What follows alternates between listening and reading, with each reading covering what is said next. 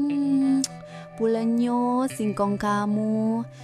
Sebelum lanjut ke dalam ceritanya, seperti biasa absen dulu di komentar ya. Dari daerah mana kamu berasal dan jam berapa kamu nonton video ini. Oke, kita langsung saja mulai ke cerita lengkapnya. Namanya Maya, seorang janda berusia awal 40-an. Dari luar, hidupnya tampak sempurna. Ia punya usaha butik online yang cukup terkenal, rumah mewah, mobil mewah, dan karyawan yang setia. Namun di balik semua itu, Maya menyimpan sisi yang jarang orang tahu.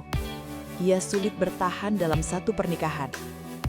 Sudah lebih dari sekali ia menikah, dan semuanya berakhir dengan perceraian. Alasannya selalu sama, Maya tidak pernah benar-benar puas dengan laki-laki yang ia nikahi. Baginya, pria seusianya atau lebih tua terasa membosankan.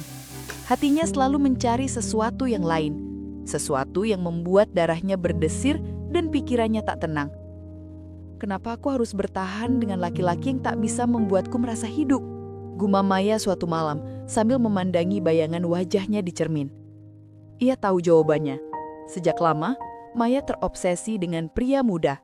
Bukan sekadar muda, tapi perjaka yang berusia jauh di bawahnya. Semakin tampan, semakin segar, semakin membuatnya tergila-gila. Baginya, itu bukan soal uang atau harta. Maya sudah punya segalanya. Yang ia cari hanyalah kepuasan batin yang membuatnya merasa berkuasa dan mudah kembali. Beberapa kali ia mencoba menahan diri. Ia berusaha bersikap normal dalam rumah tangga. Namun setiap kali, godaan itu selalu lebih kuat. Ia merasa seperti ada ruang kosong dalam dirinya yang tak bisa diisi oleh suami manapun. Dan pada akhirnya, setiap kali ia jatuh dalam pelukan pria lain. Aku ini terlalu jujur pada diriku sendiri, ucap Maya lirih saat sahabatnya Rani menegurnya karena gagal mempertahankan rumah tangga.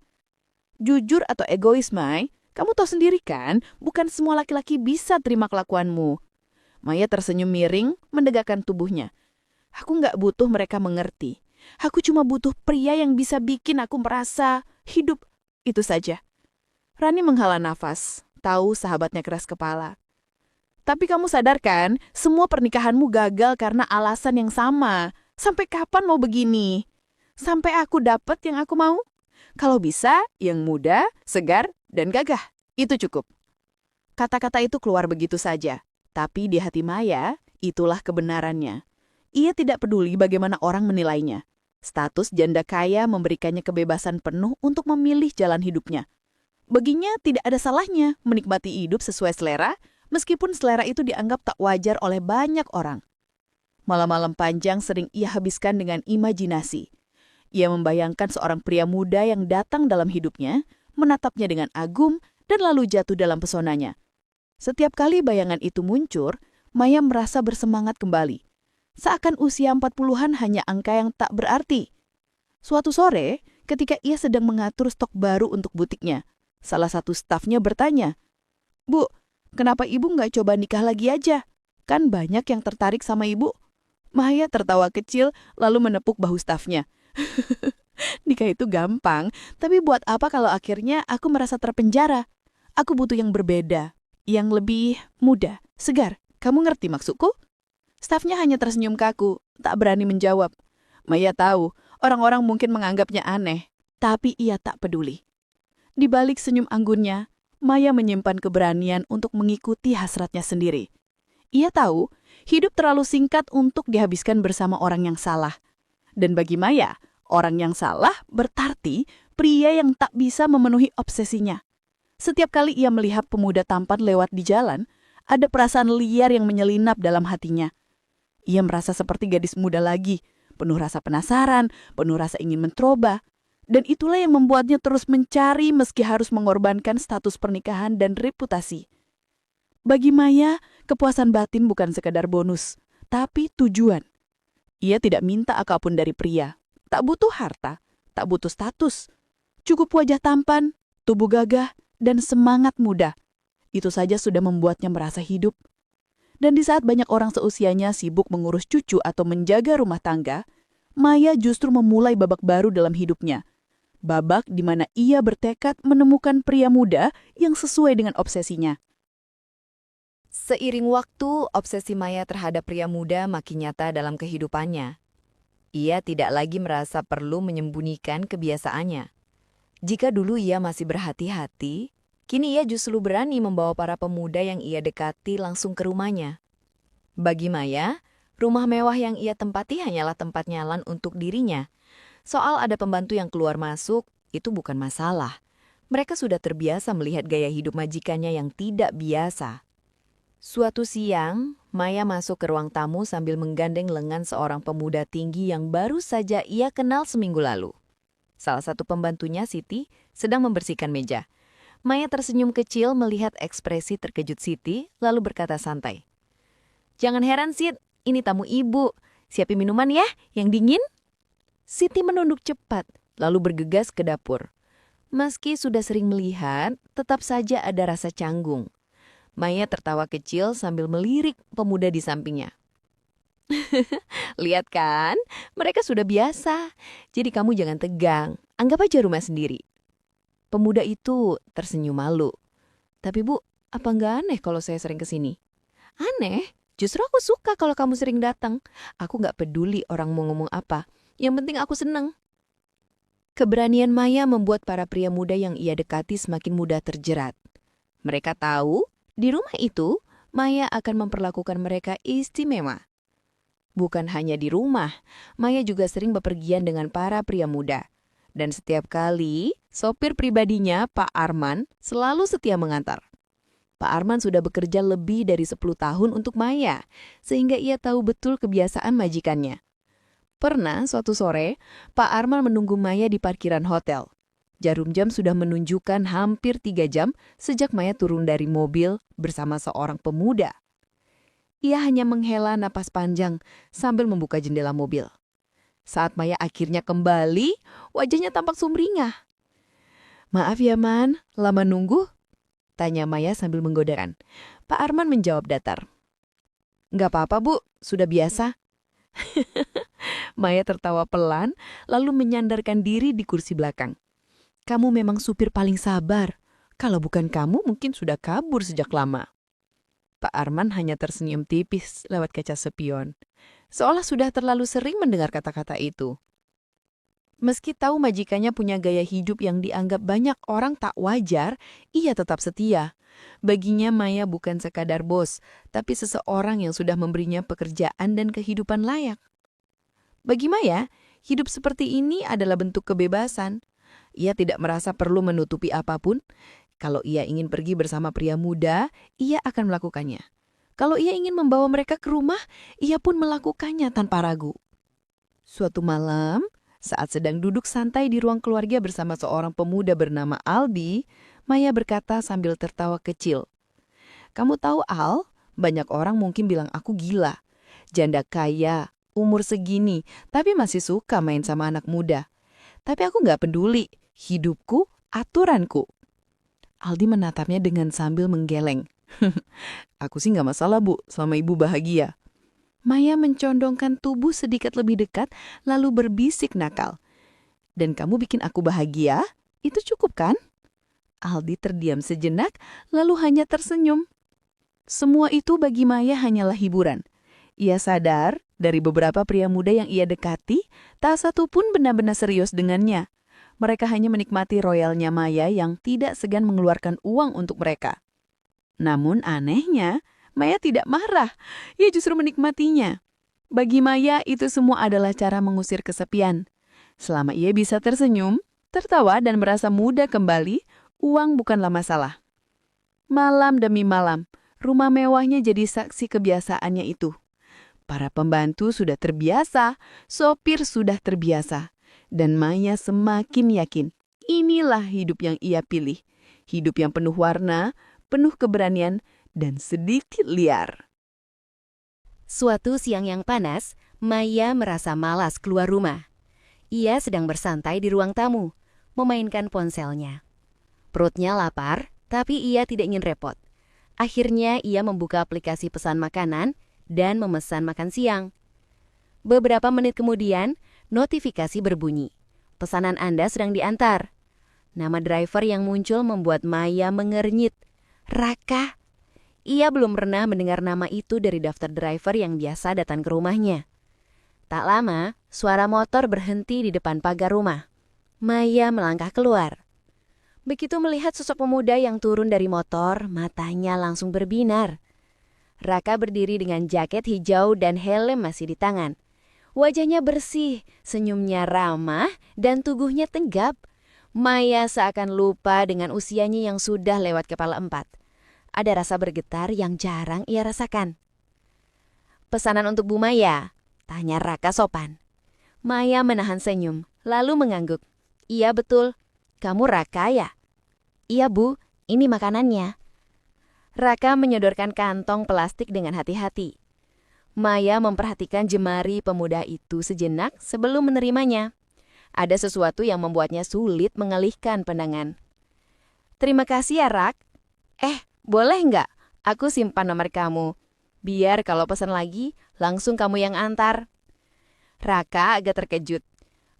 Boleh sih Bu, tapi biasanya kan lewat aplikasi." Maya tersenyum manis, tatapannya penuh arti. "Aku lebih suka langsung, lebih cepat. Lagi pula, siapa tahu aku sering lapar kan?" Dengan sedikit ragu, Raka menyebutkan nomornya. Maya mencatat sambil tersenyum puas. Sejak lama, ia terbiasa mendapatkan apa yang ia mau. Dan kali ini, hatinya sedang menetapkan pilihan. Pemuda ini harus ia dekati. Sore harinya, Maya mengirim pesan pertama. "Terima kasih ya sudah nganterin makan siang. Ramah banget kamu, aku suka." Tidak lama Raka membalas, "Sama-sama Bu, itu memang kerjaan saya." Maya tersenyum membaca jawabannya. Ia tahu Raka masih menjaga jarak. Tapi justru itu yang membuat Maya semakin tertarik. Berbeda dengan pria muda lain yang biasanya langsung terbuka karena tahu dirinya seorang janda kaya, Raka terlihat polos dan sopan. Hari-hari berikutnya, Maya sengaja sering memesan makanan lewat aplikasi dengan harapan Raka yang mendapat order. Setiap kali, ia selalu mencari cara untuk memperpanjang pertemuan. Kadang ia pura-pura salah pesan agar bisa ngobrol lebih lama. Kadang ia menawarkan minuman dingin sebelum Raka pergi. Suatu kali ketika Raka datang lagi, Maya menghampirinya di teras. "Rak, kamu kuliah nggak?" tanya Maya sambil menerima makanan. "Enggak Bu, saya kerja aja. Orang tua saya nggak sanggup biayain kuliah. Jadi saya bantu keluarga dengan jadi driver." Maya mengangguk pura-pura iba, padahal hatinya makin terpikat. "Kamu anak baik ya. Jarang ada yang seumur kamu bisa sepolos ini." Raka tersenyum kecil. "Saya cuma jalanin kewajiban Bu." Sejak percakapan itu, Maya semakin berani menunjukkan perhatiannya. Ia sering mengirim pesan, bukan sekedar soal makanan. "Jangan lupa pakai jaket, cuaca lagi dingin." Atau, "Hati-hati di jalan, Rak, aku nggak mau kamu kenapa-napa." Awalnya Raka membalas singkat dan sopan. Tapi Maya tidak pernah menyerah. Ia tahu betul bagaimana caranya membuat pria muda luluh. Dengan kesabaran, perhatian, dan tentu saja rayuan kecil yang membangkitkan rasa penasaran. Suatu sore, setelah mengantar makanan, Raka hendak pamit. Maya menahannya sebentar di gerbang. "Rak, kamu tahu nggak, ada yang beda dari kamu dibanding yang lain." "Beda gimana Bu?" "Entahlah, kamu bikin aku merasa muda lagi. Itu aja cukup." Rakyat tersipu tidak tahu harus menjawab apa, ia hanya menunduk dan mengangguk kecil. Lalu pamit. Tapi Maya tahu, benih pertama sudah ia tanam. Malam itu, ia berbaring di ranjang memandangi layar ponselnya. Jantungnya berdebar setiap kali melihat nama Raka muncul di daftar chat. Ia tersenyum sendiri, merasa seperti gadis belasan tahun yang baru pertama kali jatuh cinta. Bagi Maya, ini bukan sekedar obsesi lagi. Ada sesuatu yang berbeda dari Raka. Dan ia bertekad untuk mengejarnya, apapun caranya. Seiring berjalannya waktu, hubungan Maya dan Raka makin sering terjalin. Awalnya, hanya sekedar pesan singkat seputar pesanan, Kini obrolan mereka melebar ke hal-hal pribadi. Maya selalu membuka percakapan dengan nada menggoda. Sementara Raka membalas seadanya, sopan dan singkat. Justru sikap itulah yang membuat Maya makin penasaran. Suatu malam, Maya mengetik pesan. "Rak, kamu udah makan malam? Jangan bilang belum, nanti aku marah." Tak lama kemudian, balasan masuk. "Sudah, Bu. Tadi makan di warung dekat rumah." Maya tersenyum sendiri. Ia lalu membalas lagi. "Kalau suatu hari aku masakin kamu, mau nggak?" Balasannya agak lama kali ini. "Wah, itu terlalu merepotkan, Bu." Maya tertawa kecil. "Dasar polos," gumamnya sambil menggeleng. Keesokan harinya, Maya sengaja memesan makanan di jam sore agar bisa bertemu lagi dengan Raka. Begitu Raka datang, Maya langsung menyambut dengan wajah ceria. "Rak, jangan buru-buru pulang dulu ya. Masuk sebentar, temenin aku ngobrol. Rumah ini terlalu sepi." Raka terlihat ragu, tapi akhirnya mengangguk. Ia duduk di ruang tamu, sementara Maya duduk di sofa seberang. "Gimana kerjaanmu hari ini? Capek ya?" tanya Maya mencoba membuka obrolan. "Lumayan, Bu, tapi namanya juga kerja. Harus dijalanin." Maya menatapnya lekat-lekat. "Kamu beda, Rak. Banyak pemuda lain yang cuma mikirin enaknya aja. Tapi kamu kelihatan tulus, jujur. Itu yang bikin aku nyaman ngobrol sama kamu." Raka tersipu, lalu buru-buru menunduk. "Saya nggak tahu harus jawab apa, Bu. Saya cuma orang biasa." Maya tertawa kecil lalu bersandar di sofa. "Orang biasa?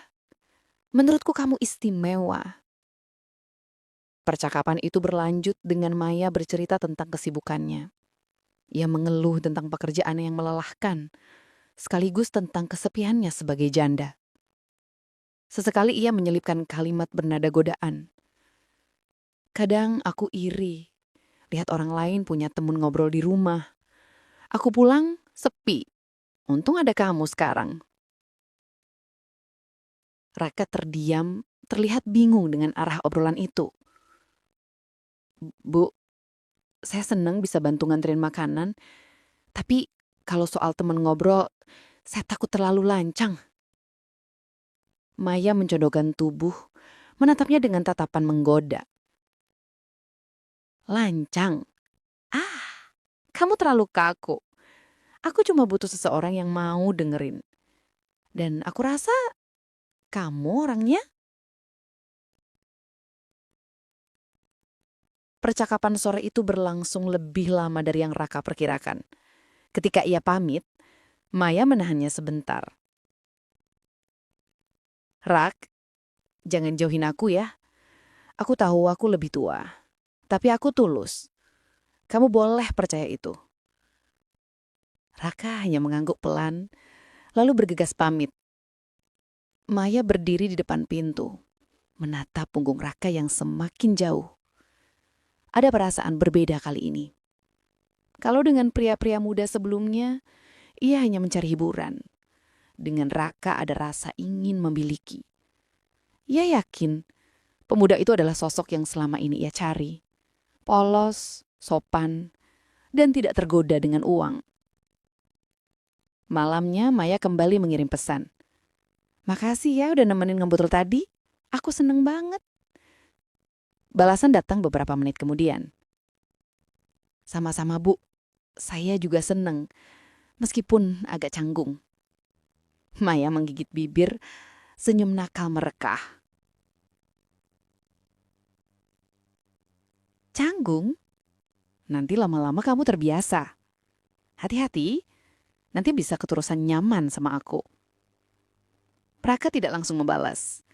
Namun Maya tahu, ia sudah menanam benih di hati pemuda itu. Dan benih itu tinggal menunggu waktu untuk tumbuh semakin besar. Hari-hari berikutnya, Maya semakin sering mencari alasan untuk bisa bertemu dengan Raka. Kadang ia sengaja memesan makanan lebih dari sekali sehari, kadang ia hanya mengirim pesan singkat sekadar menanyakan kabar. Perlahan, interaksi mereka mulai menarik perhatian orang di sekitar rumah, terutama pembantu dan sopir pribadinya. Suatu sore, setelah Raka mengantar pesanan, Maya berkata, "Rak, jangan pulang dulu, temenin aku sebentar di teras ya." Raka tampak canggung. "Bu, nanti saya keterlaluan kalau sering-sering singgah." Maya tersenyum nakal. Apa salahnya ngobrol sebentar? Masa ngobrol aja dibilang keterlaluan? Mereka pun duduk di teras berbincang ringan. Dari kejauhan, pembantu rumah melihat mereka lalu berbisik pada sopir yang sedang membersihkan mobil. "Mas Raka makin sering kesini ya, ibu kayaknya suka sekali ngobrol sama dia." Sopir hanya mengangkat bahu, tapi matanya tak lepas dari pemandangan itu. Sementara itu, Maya semakin berani memperlihatkan perhatiannya. "Rak, kamu sering kerja sampai malam begini, badanmu nggak capek? Nanti kalau sakit gimana? Aku bisa bawain vitamin kalau kamu mau." Raka menunduk. "Terima kasih, Bu. Saya nggak enak kalau merepotkan Ibu." "Bukan repot, aku senang kok. Lagi pula, kamu bukan orang asing lagi buatku." Perkataan itu membuat Raka terdiam. Ada kehangatan yang ia rasakan, tapi juga ada kegelisahan. Ia tahu batas yang seharusnya dijaga, namun Maya selalu berhasil membuatnya lengah. Beberapa hari kemudian, Maya kembali membuat langkah berani. Saat Raka hendak pulang, ia menyodorkan sebuah kotak kecil. "Ini ada jam tangan, cocok buat kamu. Anggap saja hadiah karena kamu selalu mau nemenin aku ngobrol." Raka menolak dengan halus. "Bu, saya nggak bisa nerima. Terlalu berlebihan." Mbahya menatapnya lekat-lekat. "Aku ngasih karena aku tulus, bukan karena apa-apa. Kalau kamu tolak, aku malah tersinggung." Akhirnya dengan berat hati, Raka menerima hadiah itu. "Terima kasih, Bu. Saya benar-benar nggak tahu harus ngomong apa." "Cukup bilang kamu senang. Itu saja udah bikin aku bahagia." Di malam hari, pembantu kembali berbisik pada sopir. "Ibu makin lengket sama Mas Raka. Jangan-jangan." Sopir menghela napas panjang. "Sudahlah, jangan banyak omong. Urusan ibu kita nggak usah ikut campur." Tapi dalam hatinya, ia menyimpan rasa curiga yang makin besar. Sementara itu, Maya semakin menikmati gendekatannya dengan Raka. Malam itu, ia kembali mengirim pesan. "Rak, jam tangan itu pas nggak? Kamu suka kan?" Balasan datang cepat. "Pas, Bu. Terima kasih. Tapi saya tetap merasa nggak enak." "Jangan bilang nggak enak. Anggap saja kamu spesial buatku." Di sisi lain, Raka mulai merasa hubungan ini tak bisa dibiarkan begitu saja. Ia sering bergumam sendiri. "Kalau terus seperti ini, aku takut orang salah paham. Tapi, kenapa aku nggak bisa jauhin dia?" Kebimbangan itu semakin besar ketika Maya tak segan memperlihatkan kedekatan mereka di depan orang lain. Saat sopir mengantar Maya ke pusat perbelanjaan, ia sengaja meminta Raka untuk ikut membantu membawa barang belanjaan. Di sana, Maya tampak begitu akrab berjalan di samping Raka. "Rak, tolong bawain ini, berat kan?" katanya sambil menyodorkan tas belanjaan. "Bisa aja sendiri, Bu," jawab Raka mencoba menjaga jarak. Maya tertawa kecil. "Aku lebih suka kalau kamu yang bantu, biar aku nggak merasa sendirian." Pemandangan itu tentu saja tak luput dari mata sopir yang menunggu di parkiran. Ia hanya bisa menghela napas, menyadari bahwa apa yang ia lihat makin memperkuat kecurigaan. Hubungan Maya dan Raka bukan lagi sekedar pertemanan biasa. Seiring berjalannya waktu, hubungan Maya dan Raka berubah semakin akrab. Kalau dulu Raka sering terlihat canggung, kini ia mulai lebih santai saat bersama Maya. Bahkan, candaan kecil pun mulai berani ia lontarkan. Suatu malam, Maya mengajak Raka menonton film di ruang tengah. Lampu sengaja diredupkan, suasananya hangat. "Rak, kamu kalau nonton biasanya suka genre apa?" tanya Maya sambil menyodorkan remote. Raka tersenyum. "Yang penting jangan film horor, Bu. Saya bisa ketakutan beneran nanti." Maya tergelak. "Haha, masa cowok segagah kamu takut horor?" "Ya, kalau ada setannya tiba-tiba nongol, saya bisa loncat ke sebelah loh." Maya menatapnya dengan senyum menggoda. Kalau loncatnya ke sebelah sini, aku nggak keberatan kok. Mereka berdua pun tertawa, suasana semakin cair. Sejak malam itu, Raka tidak lagi terlalu menjaga jarak. Ia mulai membalas godaan Maya, meski kadang dengan nada bercanda. Hari-hari berikutnya, kedekatan itu makin terasa. Mereka sering jalan-jalan sore naik motor butut milik Raka. Anehnya, Maya sama sekali tidak keberatan. "Bu, nggak malu naik motor jelek begini. Orang-orang bisa lihat loh," kata Raka. Maya menggeleng. "Aku justru senang. Rasanya bebas. Lagi pula yang penting bukan motornya, tapi siapa yang duduk di depanku." Ucapan itu membuat pipi Raka memanas. Ia hanya bisa tersenyum menahan rasa yang sulit ia definisikan. Namun kebahagiaan itu tidak berlangsung lama. Suatu sore ketika Raka mampir ke rumah Maya, ia tanpa sengaja mendengar obrolan dua pembantu rumah yang sedang bersih-bersih di teras belakang. "Katanya Bu Maya dulu kalau nikah selalu gagal ya, gara-gara selingkuh terus," bisik salah satunya.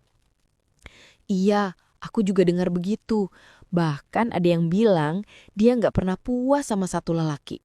Pantes aja pernikahannya nggak ada yang awet." Raka terdiam di tempat. Kata-kata itu menancap dalam pikirannya, membuat dadanya sesak. Semua kenangan manis bersama Maya mendadak terasa kabur. Nah malam, ketika Maya mengajaknya menonton lagi, Raka terlihat dingin. "Rak, kenapa kamu murung begitu? Ada masalah?" tanya Maya dengan nada cemas. Raka menarik napas panjang. "Bu, saya dengar sesuatu hari ini. Tentang masa lalu ibu." Maya menatapnya tajam, wajahnya berubah serius. "Apa yang kamu dengar?" "Katanya ibu sering selingkuh. Makanya semua pernikahan ibu gagal." Maya terdiam. Lalu senyum tipis berusaha menutup kegugupannya. "Jadi kamu percaya gosip pembantu? Mereka cuma suka ngomong yang enggak-enggak. Tapi kalau itu benar, saya nggak tahu harus gimana. Saya kira ibu berbeda." Suara Raka bergetar, matanya menunduk. Maya mencoba mendekat namun Raka bangkit dari kursi.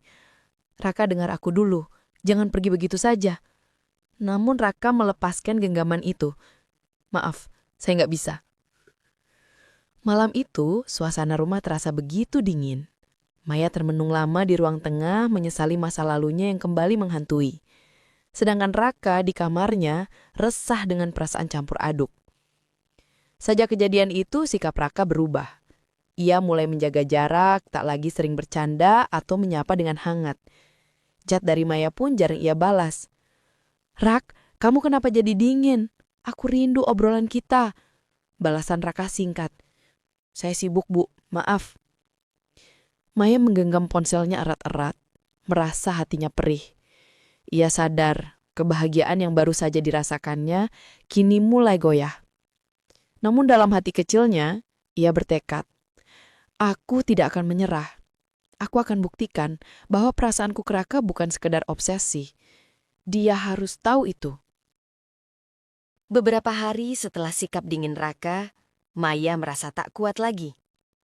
Ia tahu jika terus dibiarkan, Raka bisa saja benar-benar menjauh dan hilang dari hidupnya. Malam itu, Maya memberanikan diri mendatangi Raka yang sedang duduk di teras rumah, tampak termenung. "Raka?" ucap Maya pelan sambil menarik kursi. "Aku tahu kamu kecewa.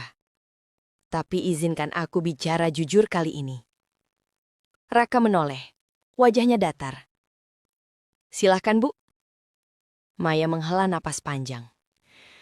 "Ya, aku memang punya masa lalu buruk. Aku sering gagal, aku sering salah. Tapi sekarang berbeda. Denganmu, aku merasa bukan sekedar obsesi, bukan sekedar permainan. Aku benar-benar ingin berubah." Raka terdiam. Kata-kata itu menancap di hatinya. Meski ia masih ragu. Aku nggak tahu, Bu. Masa lalu itu berat buat aku terima." Maya menatapnya dalam-dalam. "Kalau begitu, jangan panggil aku Bu. Anggap aku Maya saja, perempuan yang mencintaimu. Hening sejenak. Lalu Maya melanjutkan dengan suara bergetar. Raka, nikahilah aku. Aku janji. Setelah menikah, aku tidak akan mengulang kesalahan masa lalu. Aku akan setia hanya padamu. Raka kaget. Ia menatap Maya dengan mata melebar. Nikah? Maya, kamu serius? Serius? Aku tidak butuh hartamu, aku juga tidak butuh nama baik. Aku hanya ingin hidup bersama kamu. Malam itu Raka bimbang. Namun dalam hatinya ada benih keyakinan bahwa Maya memang tulus. Ia akhirnya mengangguk pelan. Kalau begitu, aku akan bicara dengan orang tuaku dulu. Beberapa hari kemudian, Raka pulang ke rumah orang tuanya di kampung. Di meja makan sederhana, ia menyampaikan niatnya. Bu, Pak, aku ingin menikah dengan Maya. Ibunya langsung terkejut. Maya? Perempuan itu? Katanya dia janda kaya yang sudah gagal berulang kali. Raka, kamu pikir-pikir lagi. Jangan rusak hidupmu. Ayahnya pun menambahkan, kami tidak setuju. Kamu terlalu muda untuk terikat dengan perempuan yang masa lalunya begitu kelam. Raka mencoba menjelaskan. Aku tahu masa lalunya, Pak, Bu. Tapi aku percaya dia ingin berubah. Aku sudah lihat kesungguhannya. Dia berbeda dari apa yang orang lain bicarakan. Namun orang tuanya tetap menggelengkan. Tidak, Raka. Kami tidak bisa merestui. Meski ditolak, Raka tidak menyerah. Ia kembali bersama Maya dan bersama-sama mereka mendatangi orang tuanya lagi. Maya menundukkan kepala, berbicara dengan rendah hati. Pak, Bu, izinkan saya berbicara. Saya memang punya masa lalu buruk. Saya akui itu. Tapi saya mencintai Raka sungguh-sungguh. Jika diberi kesempatan, saya ingin membuktikan bahwa saya bisa menjadi istri yang baik. Saya tidak ingin menghancurkan dia. Saya ingin membangun hidup bersamanya. Orang tua Raka masih terdiam. Tapi nada Maya penuh keyakinan. Jika Raka menikah dengan saya, dia tidak akan kehilangan apa-apa.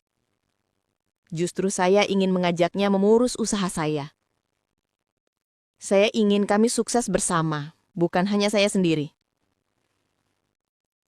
Kata-kata itu membuat hati orang tua Raka mulai luluh. Meski berat, akhirnya mereka memberi restu dengan syarat Maya harus benar-benar membuktikan dirinya. Beberapa minggu kemudian, pernikahan sederhana digelar. Raka dan Maya resmi menjadi suami istri. Wajah Maya terlihat bahagia. Sementara Raka merasa lega karena akhirnya bisa melangkah maju. Setelah menikah, kehidupan mereka berubah. Maya benar-benar menepati janji. Ia setia, tidak lagi bermain-main dengan pria lain. Raka ikut mengelola usaha Maya, memberi sentuhan baru dalam strategi pemasaran. Hasilnya mengejutkan, omset meningkat tajam. Bisnis Maya berkembang pesat. Suatu malam, Maya duduk bersama Raka di ruang kerjanya. Rak, lihat laporan ini. Omset bulan ini naik 2 kali lipat. Raka tersenyum. Itu hasil kerja kita bareng. Kalau kamu sendiri mungkin gak akan secepat ini. Maya menggenggam tangan Raka.